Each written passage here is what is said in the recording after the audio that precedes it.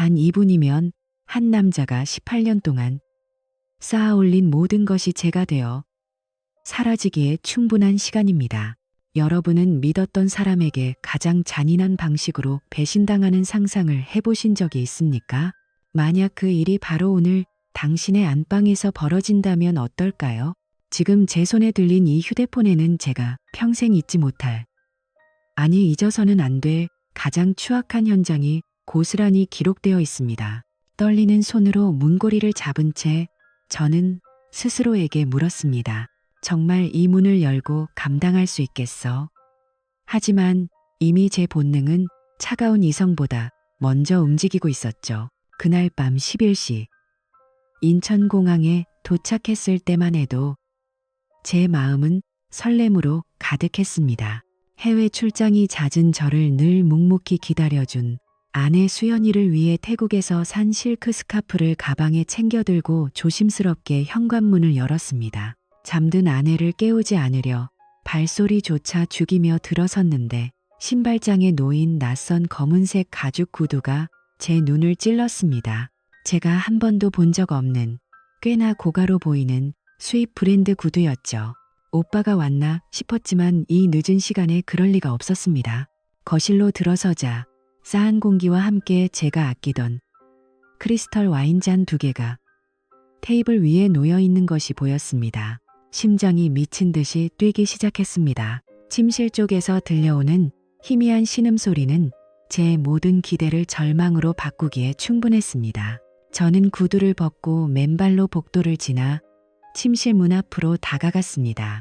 살짝 열린 문틈 사이로 새어나오는 무드등의 불빛, 그 틈으로 제가 본 것은 18년의 세월을 비웃기라도 하듯 완전히 벌거벗은 채 낯선 남자와 뒤엉켜 있는 제 아내였습니다.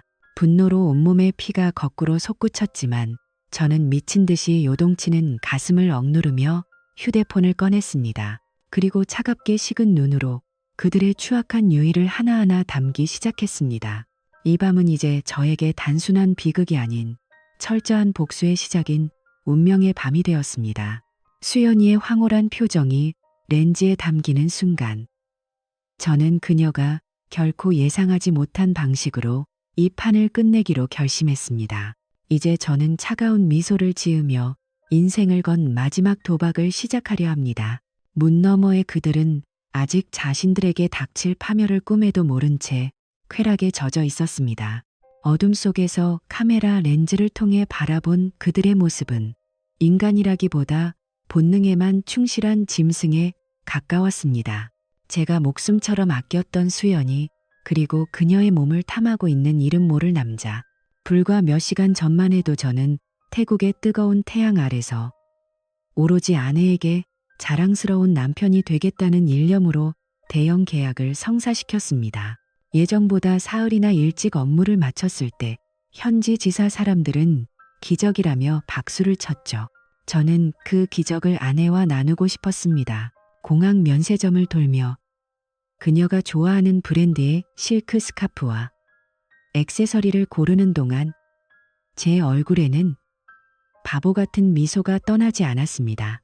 비행기 안에서도 여보, 나왔어 라고 말할 때 깜짝 놀랄 그녀의 표정을 상상하며 피로조차 잊었습니다. 하지만 집에 들어서자마자 마주한 진실은 제가 쌓아온 18년의 세월을 단숨에 시공창으로 쳐박았습니다. 거실 테이블 위 은은한 달빛을 받아 반짝이는 것은 제가 결혼 10주년 기념으로 큰마음 먹고 샀던 크리스털 와인잔 세트였습니다. 그 안에는 루비 빛깔의 와인이 반쯤 차 있었고 한 병에 수십만 원을 호가하는 빈티지 와인은 이미 절반 이상 비워져 있었습니다. 우리 부부에게 특별한 날이 아니면 결코 꺼내지 않기로 약속했던 그 소중한 물건들이 지금은 다른 남자를 환대하는 도구가 되어 있었습니다. 아내 수연이는 저에게 늘 이렇게 말하곤 했습니다. 여보가 해외에서 고생하며 벌어온 돈인데 우리가 이렇게 편하게 사는 건 다 당신 덕분이야. 정말 자랑스러워. 그 달콤한 속삭임이 사실은 저를 해외로 내몰고 집을 비우게 만들기 위한 치밀한 가식이었다는 사실이 뼛속까지 시리게 다가왔습니다. 잠깐, 여러분이라면 이 상황에서 어떻게 하셨을까요? 당장 문을 박차고 들어가 고함을 지르고 싶은 충동이 일지 않겠습니까? 하지만 저는 그 순간 묘하게도 차가운 이성을 되찾았습니다. 법학을 전공했던 시절 교수님이 강조하셨던 한마디가 뇌리를 스쳤죠. 감정은 순간이지만 증거는 영원하다. 저는 떨리는 손으로 침실 문을 아주 조금 더 밀었습니다. 끼익 소리조차 들리지 않을 만큼 조심스러운 움직임이었죠. 안에서 들려오는 거친 숨소리와 수연이의 낯선 교성이 제 고막을 찢는 것 같았습니다. 제가 출장 갈 때마다 이 집은 그들의 은밀한 아지트였을 것이고, 제가 잠들던 저 침대는 그들의 비릿한 욕망이 분출되는 무대였을 것입니다. 더 이상 참을 수 없었습니다. 저는 문을 활짝 박차고 들어갔습니다. 쾅 소리와 함께 방 안의 공기가 얼어붙었습니다. 내 침대가 생각보다 푹신했나 보지? 제 목소리는 생각보다 차분하고 낮았습니다. 하지만 그 안에는 칼날 같은 분노가 서려 있었습니다. 침대 위에서 엉켜있던 두 사람은 비명을 지르며 떨어졌습니다. 수연이는 사색이 된 채 이불을 끌어당겨 자신의 몸을 가리기에 급급했습니다. 당신이 왜 벌써? 그녀의 눈동자는 공포로 심하게 흔들리고 있었습니다. 곁에 있던 남자는 바닥으로 굴러떨어지며 급하게 자신의 옷가지를 찾았습니다. 저는 그 비참한 꼴을 내려다보며 헛웃음을 흘렸습니다. 18년을 믿어온 여자의 취향이 고작 저런 놈이었나 싶어 자괴감마저 들었습니다. 움직이지 마. 당신들 지금 아주 잘 찍히고 있으니까. 저는 휴대폰을 높이 들어 그들의 얼굴과 무질서하게 흐트러진 침대, 그리고 바닥에 굴러다니는 속옷들까지 빠짐없이 담았습니다. 여러분, 여기서 중요한 포인트가 있습니다. 이런 현장을 맞닥뜨렸을 때 절대 흥분해서 폭력을 휘두르면 안 됩니다. 그러면 오히려 가해자가 피해자로 둔갑하는 비극이 벌어지니까요. 저는 오직 렌즈를 통해 그들의 추악함을 박제하는 데 집중했습니다. 남자는 당황한 기색이 역력한 채로 정말 죄송합니다. 오해십니다. 라는 말도 안 되는 변명을 늘어놓았습니다. 오해라니, 내 집, 내 침대 위에서 내 아내와 발가벗고 있던 놈의 입에서 나올 소리는 아니었습니다. 저는 남자의 옷 주머니에서 떨어진 지갑을 발로 찼습니다. 지갑이 벌어지며 신분증 한 장이 튀어나왔습니다. 1981년생, 겉보기엔 멀쩡한 회사원처럼 보이는 그 남자의 이름을 저는 머릿속에 깊이 새겼습니다. 김태준이라는 이름 석자는 이제 제가 파괴해야 할 첫 번째 목표가 되었습니다. 수연이는 바닥에 무릎을 꿇고 제 발등을 잡으며 울먹였습니다. 여보, 한 번만 내 말 좀 들어줘. 이건 정말 실수였어. 내가 잠시 미쳤었나 봐. 실수라는 단어가 이토록 역겨울 수 있다는 것을 처음 알았습니다. 석 달 전부터 헬스클럽에서 만나 미래를 즐겨왔다는 놈의 자백을 듣기도 전이었지만 이미 그들의 익숙한 몸짓에서 이것이 단발성 실수가 아님을 직감하고 있었습니다. 비켜, 더러운 손 치워. 저는 그녀의 손을 차갑게 뿌리쳤습니다. 18년 동안 사랑했던 여자가 아니라 제 인생을 송두리째 오염시킨 벌레처럼 보였습니다. 현장은 완벽했습니다. 증거는 충분했고 가해자들은 제 발밑에서 벌벌 떨고 있었습니다. 하지만 제 복수는 여기서 멈출 생각이 없었습니다. 단순히 소리를 지르고 뺨을 때리는 식의 유치한 화풀이는 제 적성에 맞지 않았습니다. 법학을 전공했던 제 이성은 이미 다음 단계를 설계하고 있었습니다. 김태준, 그리고 내 아내 수연. 이 두 사람이 공들여 쌓아온 사회적 지위와 평판, 그리고 경제적 기반까지 모든 것을 하나하나 무너뜨려 주겠다고 다짐했습니다. 여기서 잠깐 여러분께 묻고 싶습니다. 만약 여러분이 저와 같은 상황이라면 그냥 이혼 서류 한 장으로 끝내시겠습니까? 아니면 제가 선택한 것처럼 처절한 응징을 택하시겠습니까? 저는 후자를 택했습니다. 김태준 씨, 당신도 가정이 있지? 당신 아내는 지금 당신이 여기서 이러고 있는 거 알까? 제 질문에 남자의 얼굴이 순식간에 흑빛으로 변했습니다. 그의 떨리는 눈빛에서 저는 묘한 쾌감을 느꼈습니다. 그는 압구정동에 거주하는 평범한 가장이자 대한종합상사라는 중견 기업의 과장이었습니다. 그가 가진 모든 정상적인 삶의 껍데기를 제가 하나씩 벗겨낼 차례였습니다. 경찰차가 도착하는 사이 저는 머릿속으로 그들이 겪게 될 지옥의 지도를 그리기 시작했습니다. 가장 먼저 해야 할 일은 이 오만하고 무책임한 두 사람의 뒤에 숨겨진 또 다른 피해자들을 찾아내는 것이었습니다. 김태준의 아내 박미경 씨. 그녀 역시 저와 같은 고통의 바다에 빠뜨려야 했습니다. 아니, 정확히는 진실을 알 권리를 주어야 했죠. 112 신고를 마치고 경찰을 기다리는 10분은 제 인생에서 가장 길고도 차가운 시간이었습니다. 수연이는 계속해서 제발 살려달라며 애원했지만 저는 거실 소파에 앉아 아까 그들이 마시다 남은 와인을 한 모금 들이켰습니다. 비릿한 배신의 맛이 목구멍을 타고 넘어갔습니다. 여러분, 이 이야기는 단순히 한 남자의 불행한 사연이 아닙니다. 이것은 철저한 계획과 실행으로 이루어진 복수의 정석입니다. 만약 주변에 이런 고통을 겪는 분이 있다면 제 이야기가 하나의 이정표가 되길 바랍니다. 지금 바로 구독 버튼을 누르고 이 복수극의 끝이 얼마나 처절한지 지켜봐 주십시오. 단 한 명의 배신자도 웃으며 살아가지 못하게 만드는 과정. 그 소름 끼치는 진실이 이제 곧 공개됩니다. 김태준의 직장, 그의 가정, 그리고 수연이가 그토록 집착하던 친정 식구들까지 제가 어떻게 그들의 세계를 산산조각 냈는지 궁금하지 않으신가요? 다음 단계는 여러분이 상상하는 그 이상일 것입니다. 한 번의 클릭이 여러분에게는 지식이 되고 저에게는 큰 힘이 됩니다. 지금 바로 좋아요를 눌러 이 정의로운 복수를 응원해 주십시오.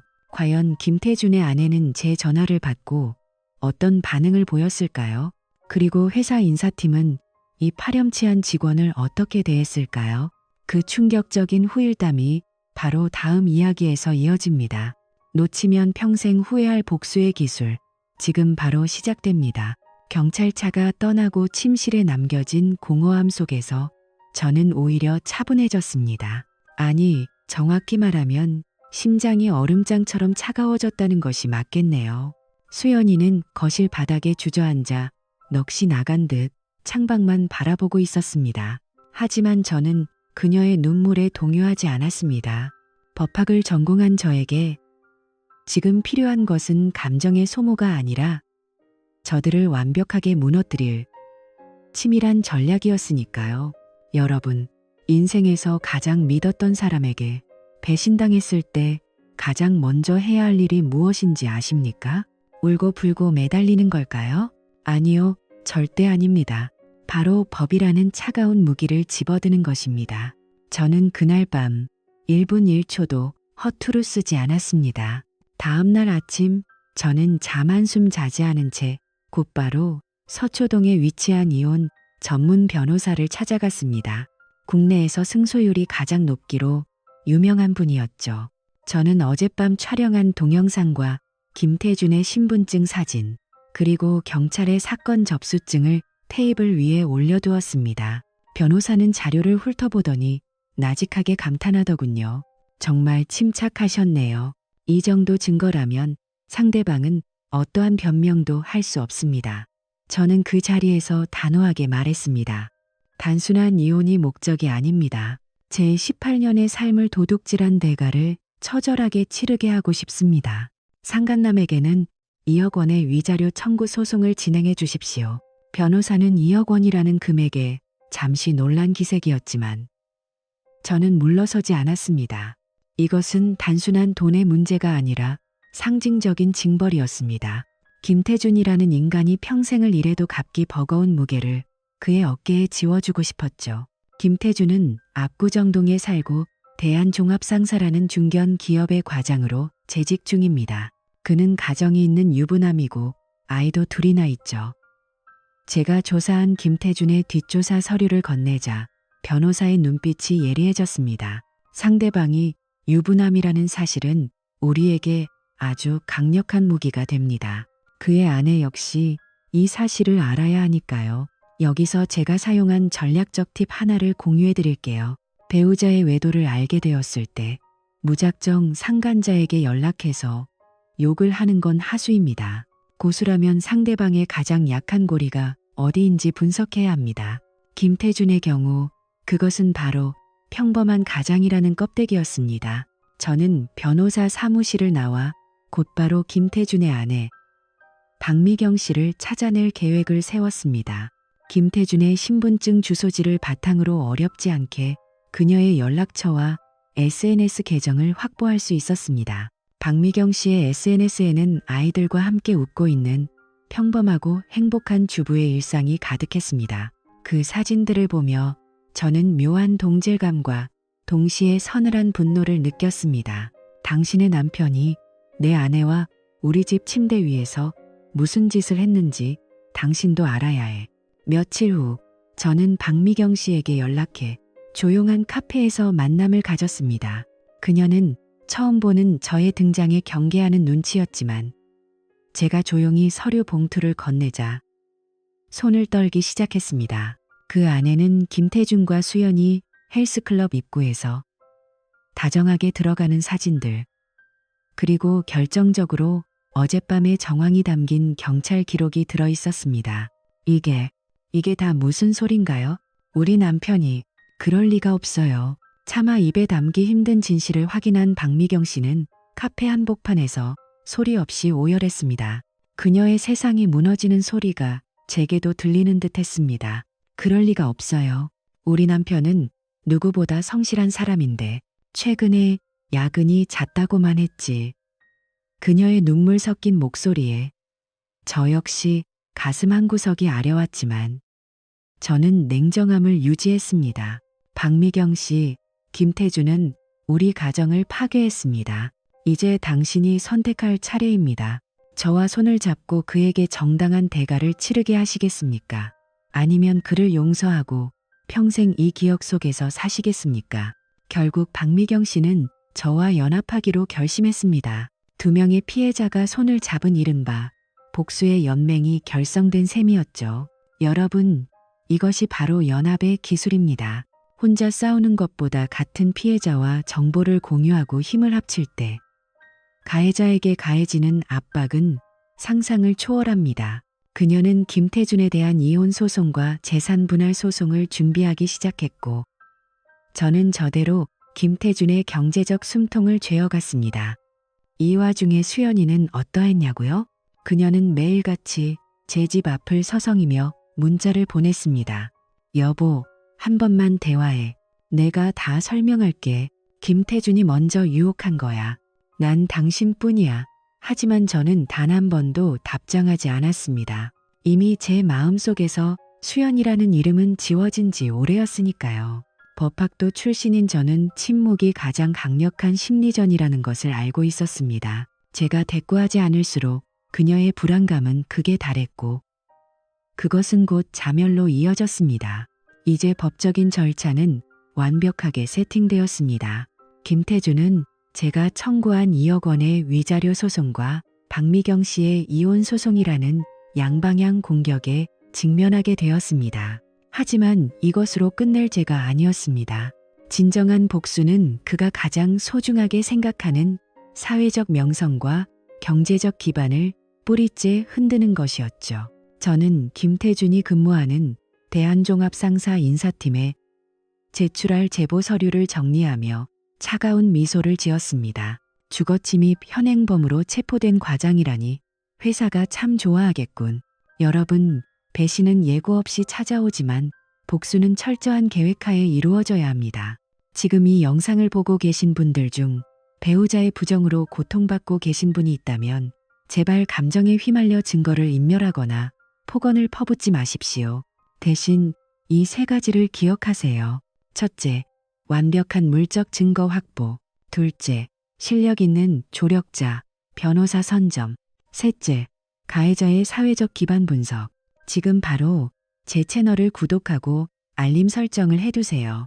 제가 김태준의 직장에 보낸 제보가 어떤 파장을 일으켰는지 그리고 그가 사방에서 압박을 받으며 어떻게 무너져 내렸는지 그 적나라한 과정을 다음 영상에서 모두 공개하겠습니다. 만약 여러분이 제 상황이었다면 2억 원의 소송으로 만족하셨을까요? 아니면 더 강력한 한 방을 날리셨을까요? 여러분의 의견을 댓글로 남겨주세요. 여러분의 응원 하나하나가 저에게는 정의를 실현하는 큰 힘이 됩니다. 과연 대한종합상사 인사팀은 제 제보에 어떤 반응을 보였을까요? 그리고 모든 사실을 알게 된 수연이의 부모님은 제 앞에서 어떤 태도를 보였을까요? 상상조차 할 수 없는 사회적 처단의 현장, 그 소름 끼치는 진실이 곧 여러분을 찾아갑니다. 한 남자의 인생을 거는 완벽한 복수극, 절대 놓치지 마십시오. 지금 당장 좋아요를 누르고 다음 이야기를 기다려주세요. 법적인 그물을 촘촘히 짠 뒤 제가 가장 먼저 향한 곳은 김태준의 심장부와도 같은 대한종합상사였습니다. 겉으로는 번듯한 중견기업의 유능한 과장으로 대접받으며 살아왔을 그에게 사회적 죽음이라는 가장 고통스러운 선물을 주고 싶었거든요. 저는 인사팀에 전화를 걸어 아주 침착하고 전문적인 목소리로 말했습니다. 귀사의 해외영업부 김태준 과장에 대해 제보할 긴급한 내용이 있습니다. 현재 그는 유부남 신분으로 타인의 가정에 무단 침입해 불륜을 저지르다 주거침입 현행범으로 체포되었습니다. 관련 사건 접수증과 현장 채증 자료를 모두 확보하고 있죠.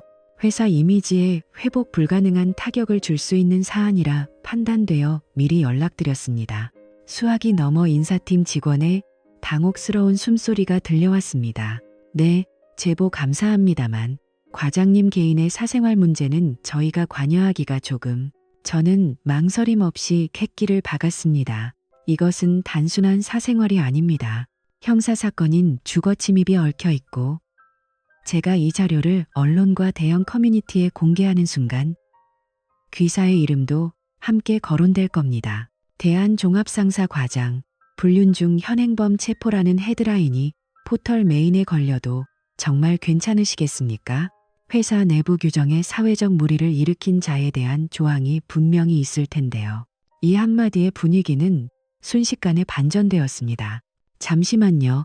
담당 팀장님께 바로 보고드리고 다시 연락드리겠습니다. 라는 다급한 대답이 돌아왔죠. 며칠 뒤 김태준은 징계위원회에 회부되었습니다. 결과는 예상대로였습니다. 기업 이미지를 실추시킨 점과 형사사건 연루가 인정되어 그는 즉각 징계해고 통보를 받았습니다. 15년 넘게 쌓아온 그의 경력과 번듯했던 명함은 한순간에 화장실 휴지보다 못한 조각이 되어버렸습니다. 다음 차례는 제 아내였던 수연이었습니다. 그녀가 무엇보다 소중히 여겼던 것은 주변 사람들의 부러운 시선과 완벽한 현모양처라는 가짜 가면이었죠. 저는 곧바로 장모님께 연락을 드렸습니다. 어머님, 아버님, 수연이가 지난 18년 동안 저를 어떻게 속이고 어떤 삶을 살았는지 이제는 진실을 보셔야겠습니다. 제가 보낸 영상과 사진을 확인한 장모님은 비명을 지르며 제 앞에서 오열하셨습니다. 하지만 곧바로 그 타오르는 분노는 수연이에게 향했습니다. 네가 감히 우리 집안 망신을 시키려고 작정했구나. 짐 싸서 당장 나가. 내 자식 아니니까 다신 이 집 문턱 넘을 생각도 마라. 수연이는 자신이 기댈 유일한 언덕이었던 친정에서조차 철저히 외면당한 채 슬리퍼 차림으로 쫓겨나 나앉게 되었습니다. 여기서 멈추면 완벽한 복수가 아니죠. 수연이가 목숨처럼 아끼던 주부 모임과 헬스클럽 친구들에게도 진실의 폭탄을 던졌습니다. 수연이가 제가 해외 지사에서 밤낮 없이 일하는 사이 우리 집 안방으로 남자를 불러들여 이런 짓을 했더군요. 증거 사진을 확인한 친구들의 반응은 잔인할 정도로 싸늘했습니다. 세상에 정말 소름 끼친다. 우리 앞에서는 그렇게 남편 자랑하며 행복한 척 하더니 뒤에서는 저러고 다녔던 거야? 얘들아, 얘랑 엮이면 우리까지 이상한 취급받아. 당장 단톡방에서 내보내. 18년간 공들여 쌓아온 그녀의 인간관계는 마치 파도에 휩쓸리는 모래성처럼 순식간에 흔적도 없이 무너져 내렸습니다. 그리고 저는 복수의 대단원을 장식하기 위해 중고거래 커뮤니티 앱을 켰습니다. 제가 10년 넘게 잠들었던, 하지만 이제는 떠올리기만 해도 구역질이 나는 그 침대를 처분할 차례였습니다. 저는 아주 상세하고도 자극적인 제목으로 게시물을 올렸습니다. 아내와 불륜남이 쓰던 침대팝니다. 18년 결혼 생활이 파멸한 현장 그대로입니다. 본문에는 김태준의 이름과 직장명 일부, 그리고 그들이 제 집 침대에서 저질렀던 파렴치한 행동들을 아주 적나라하게 묘사했습니다. 이 침대 위에서 그들은 금지된 쾌락을 즐겼고, 저는 18년 믿음이 무너지는 절망을 보았습니다. 더러워진 가구를 제 집에서 치워버리려 합니다. 구매자는 이 물건을 어떻게 사용하셔도 좋습니다. 불륜의 증거품으로 전시하시든, 마당에서 불태워 택감으로 쓰시든 당신의 자유입니다. 이 게시물은 올라오자마자 조회수가 폭발했습니다. 수십 개의 커뮤니티로 퍼져나갔고 댓글은 수천 개가 넘게 달렸습니다. 와, 역대급 사이다 복수다. 상간남 얼굴 궁금하네. 공유 좀 해달라. 이런 남편을 배신하다니. 여자가 제정신인가? 라는 반응이 쏟아졌습니다. 김태준은 이제 인터넷상에서 공공의 적이 되어 조리돌림을 당하는 처지가 되었습니다. 검색창에 자기 이름만 쳐도 그날의 추태가 꼬리표처럼 따라다니게 된 것이죠. 여러분, 이 과정에서 제가 느낀 전율과 쾌감은 상상을 초월했습니다. 가해자들이 고개를 숙인 채 어둠 속으로 숨어들 곳을 찾아 헤매는 모습. 그것이야말로 진정한 정의의 실현 아니겠습니까? 혹시 여러분 주변에도 이런 파렴치한 인간들이 아무 일 없다는 듯 웃으며 살아가고 있습니까? 그렇다면 제 방법을 꼭 기억하십시오. 법은 당연한 것이고 사회적 매장이야말로 그들에게 가장 확실한 지옥을 선물하는 길입니다. 자, 이제 이 침대가 마지막에 어떻게 처리되었을지, 그리고 이 모든 폭풍이 지나간 뒤 제게 남은 것은 무엇일지 궁금하지 않으신가요? 지금 바로 구독과 좋아요를 눌러주세요. 여러분의 응원이 저 같은 피해자들에게 다시 일어설 수 있는 힘이 됩니다. 지금 이 순간에도 배우자의 배신으로 밤잠 설치고 계신 분이 있다면 댓글로 여러분의 이야기를 들려주세요. 제가 직접 답변을 남겨드리고 함께 싸우겠습니다. 이 복수극에 소름 끼치는 피날레. 배신자들의 비참한 최후가 담긴 마지막 이야기가 이제 바로 이어집니다. 절대 놓치지 마세요. 지금 바로 클릭하세요. 새 아파트의 거실 벽면에는 차가운 금속 액자 하나가 걸려 있습니다. 그 안에는 내가 참은 만큼 너는 잃을 것이다 라는 문구가 날카롭게 새겨져 있죠. 저는 매일 아침 창밖을 내다보며 깊은 숨을 들이마십니다. 더 이상 누군가를 의심할 필요도, 등 뒤에서 비릿한 배신의 냄새를 맡을 걱정도 없는 완벽한 자유입니다. 18년이라는 긴 세월이 단 한 번의 불길로 타버린 것 같지만 제 마음은 그 어느 때보다 가볍고 평온합니다. 과거의 잔해 위에 세워진 이 새로운 삶이 저는 참 만족스럽습니다. 반면 저를 배신했던 그들의 삶은 이제 지옥의 한복판에 있습니다. 수연이는 강남의 넓은 아파트 대신 낡은 원룸촌으로 거처를 옮겼습니다. 재산 분할과 위자료로 가진 것을 모두 쏟아부은 그녀는 이제 생계를 위해 편의점 야간 아르바이트를 전전하고 있죠. 한때 우아함을 뽐내던 그녀의 손에는 거친 물기가 마를 날이 없고 화려했던 얼굴은 죄책감과 고단함으로 인해 몰라보게 헉해졌습니다. 친정 부모님조차 그녀를 호적에서 파버리겠다며 외면했으니 이제 그녀 곁에 남은 것은 차가운 새벽 공기뿐입니다. 김태준의 처지는 더욱 처참합니다. 번듯한 대기업 과장이었던 그는 이제 이력서조차 내밀 곳 없는 낙인 찍힌 신세가 되었습니다. 아내 박미경 씨에게는 이혼과 함께 모든 재산을 빼앗겼고 제가 청구한 거액의 위자료를 갚기 위해 건설 현장의 일용직 노동자로 하루하루를 연명하고 있습니다. 한때 제 아내를 탐하며 쾌락을 즐겼던 그 강건해 보이던 몸은 이제 무거운 자재를 나르며 비명을 지르고 있습니다. 인과응보라는 말이 이토록 정확하게 들어맞을 수 있을까요? 저는 지난주 소각장에서 그 더러워진 침대가 잿더미로 변하는 것을 끝까지 지켜보았습니다. 불길이 치솟을 때마다 제 가슴속 응어리도 하나씩 타들어갔습니다. 배신에는 반드시 그에 상응하는 대가가 따라야 합니다. 그것이 무너진 공의를 바로잡는 유일한 길이니까요.